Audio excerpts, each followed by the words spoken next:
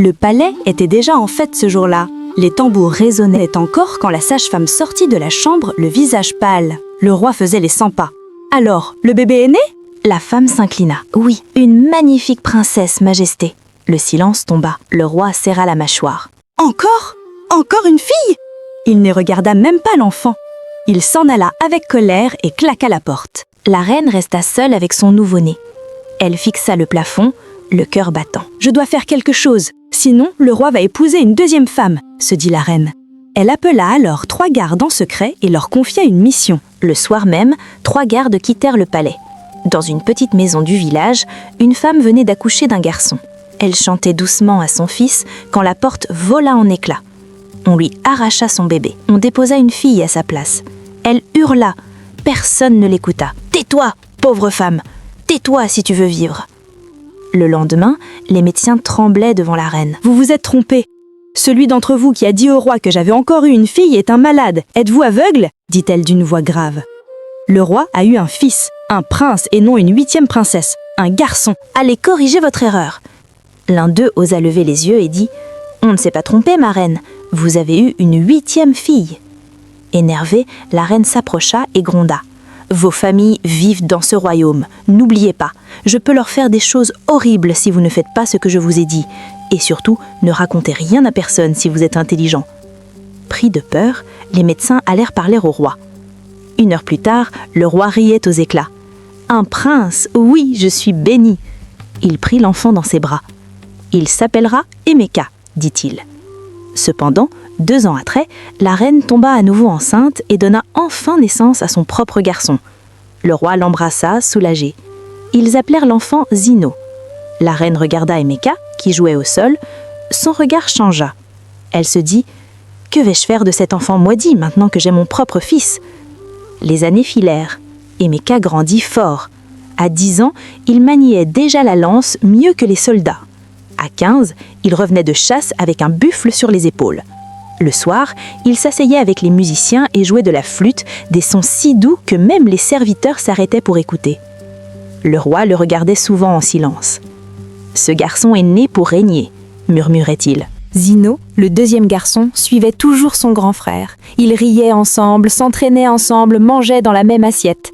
Quand Emeka gagnait un combat, Zino criait plus fort que tout le monde. La reine observait la scène, les doigts crispés sur son pagne. Un soir, elle appela Zino dans ses appartements. « Mon fils Zino, tu vois comment ton père regarde Emeka. Il s'intéresse à lui plus qu'à toi. Tu dois faire un effort pour avoir son attention. » Zino haussa les épaules. « C'est normal, maman. Emeka est l'aîné. » La reine se pencha vers lui. « Emeka va te voler le trône. » Zino recula. « Mais maman, qu'est-ce que tu racontes? Le trône est à lui. » Elle frappa la table. « Réveille-toi !» Zino sortit troublé, mais le lendemain, il s'entraîna encore avec son frère comme si de rien n'était. La reine comprit qu'elle devait agir seule. Un soir, un grand banquet fut organisé. Les plats défilaient. La reine elle-même versa du vin dans la coupe d'Emeka. Elle souriait. « Bois, mon fils. » Emeka leva sa coupe à notre père. Ils burent. Quelques minutes plus tard, Emeka posa la main sur la table. Sa respiration changea. Il tenta de se lever. La salle devint floue. Il s'effondra. Le roi se leva d'un bond. « Médecin !» Dans la panique, une servante accourut avec une calebasse d'eau. C'était une femme simple, discrète, qui travaillait aux cuisines depuis des années. Elle s'agenouilla près du prince. « Ouvrez sa bouche !» dit-elle sans réfléchir. Elle plongea ses doigts dans un petit sachet attaché à sa taille, écrasa des feuilles entre ses paumes et les fit couler dans la bouche d'Emeka avec l'eau. Puis Emeka toussa. Longuement. Un liquide sombre coula de ses lèvres. Il reprit une grande inspiration. « Le prince a été empoisonné, mon roi, » dit-elle. La salle resta figée. Le roi se tourna vers les médecins. « Qu'est-ce qu'il a avalé ?» Personne ne répondit. La servante recula, tremblante. Elle fixait le visage d'Emeka comme si elle le voyait pour la première fois. Plus tard dans la nuit, un vieux médecin frappa à la porte du roi. Il marchait difficilement. « Majesté, je ne vivrai pas longtemps. Il faut que je parle. » Le roi referma la porte derrière lui. Le vieil homme tomba à genoux. « Le prince, le premier, il n'est pas né de la reine. » Le roi pâlit. « Explique-toi. » Le médecin raconta tout. les gardes, l'échange, les menaces. Sa voix se brisa. Je ne pouvais plus porter ce mensonge. Je suis très vieux et très malade. Je ne veux pas mourir avec ce secret. Au même moment, dans sa chambre, la reine ne dormait pas. Elle regardait la porte, immobile. Elle savait. Le silence du palais n'était pas normal. Dans la salle du trône, le roi restait debout, sans bouger. Ses mains tremblaient. « Donc, j'ai élevé le fils d'une villageoise ?» Le médecin baissa la tête. « Oui, Majesté, la vérité venait de frapper le palais. » Le roi ne dormit pas. À l'aube, il fit appeler le chef des gardes. « Amenez-moi la servante des cuisines, celle qui a sauvé le prince. » Quand la femme entra, le roi la fixa longtemps. « Comment as-tu su quoi faire ?» Elle hésita. « Majesté, dans mon village, ma mère m'a appris les plantes. Quand quelqu'un avale du poison amer, on écrase ses feuilles. Ça force le corps à rejeter. » Le roi s'approcha. « Pourquoi pleurais-tu en le regardant ?»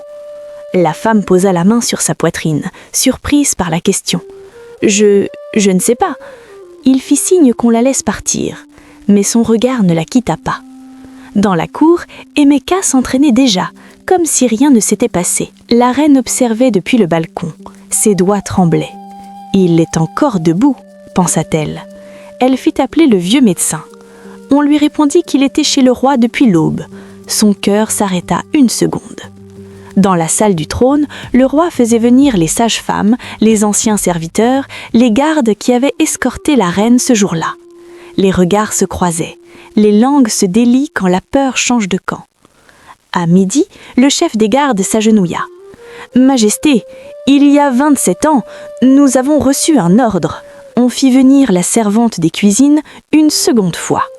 Le roi la regarda différemment. « Dis-moi ton nom. »« Je m'appelle Ada, fille du grand griot, Majesté. »« D'où viens-tu ?»« Du village d'Oba. » Le roi se tourna vers le chef des gardes. « C'est là ?» Le garde hocha la tête, incapable de parler. La reine entra sans être annoncée et demanda « Que se passe-t-il ici ?» Le roi ne la regarda pas. « Tu veux nous le dire toi-même ? Dis-nous ce que tu as fait. » Elle resta droite. « Dire quoi ?» Le vieux médecin, soutenu par 2 soldats, leva la main. « Majesté, c'est elle !» Le silence tomba lourd. Le roi se leva lentement. « Emeka n'est pas ton fils. Tu as échangé ton bébé contre celui d'une autre femme, oui ou non ? Réponds-moi. » Elle éclata enfin. « Oui, oui, je l'ai fait. Tu voulais un garçon. Tu m'as menacé. J'ai protégé ma place. » Le roi resta silencieux. Puis il dit doucement. « Faites entrer les princes. » Emeka et Zinou entrèrent ensemble. Ils sentirent que quelque chose avait changé. Zinou regarda sa mère. « Qu'est-ce qu'il y a ?» Le roi fixa Emeka. Dehors, la nouvelle avait déjà franchi les murs. Les soldats chuchotaient, les serviteurs parlaient. Dans la ville, les marchands s'arrêtaient de compter leurs pièces. « Le prince n'est pas de sang royal !» répétait-on. Puis quelqu'un ajouta « Et alors, c'est lui qui nous a protégés des brigands.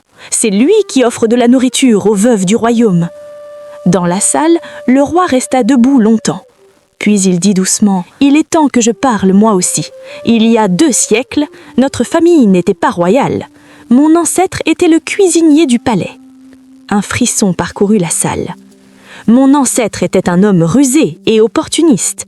Il a introduit une maladie dans la soupe du roi de l'époque, puis il a proposé l'antidote en échange du trône. » Personne ne respirait.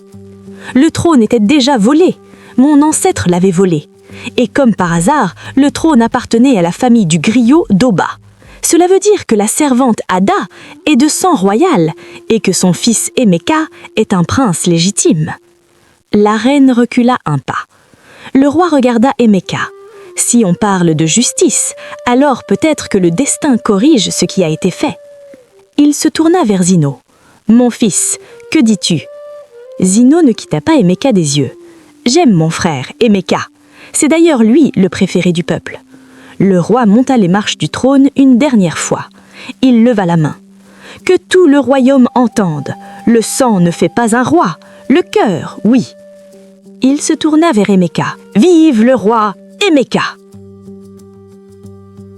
Inspirador Afrique. Abonnez-vous.